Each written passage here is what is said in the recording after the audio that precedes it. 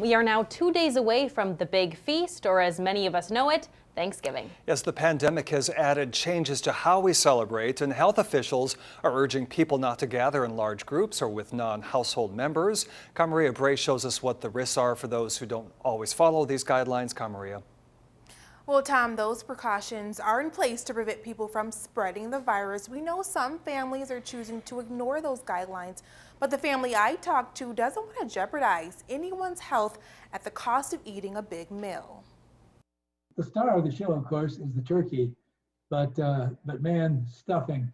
Did I say stuffing? That's good stuff. A little gravy on there, little potatoes, and man, that's good food. Grandpa Nick Mezzacappa and his granddaughter Kay Crockett sit masked side by side now, but for Thanksgiving, they'll be dining separately. I was suggesting we could do FaceTime and set up one of our phones at the edge of the table and kind of eat together and simulate eating together like we normally would. Health officials recommend only families who live under the same roof gather for the holiday, even if you take a test before you sit at the table. That if you test negative, it's not a guarantee that you will not, during the holiday season, start shedding virus. It's around that 5 to 10 days where you're going to start to feel sick.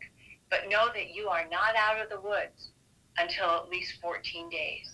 Because initially when you're exposed, you are not symptomatic. You may start shedding virus even before you develop symptoms. The Crockett's and Mezzacappas think about past Thanksgivings. But for this year, Grandpa Nick says it's irresponsible for people not to follow the health precautions. Personally, I think it sets us up for a rough month between Thanksgiving and Christmas for sure. To me, it's just smart to be smart about that and not try to make something happen and get yourself sick.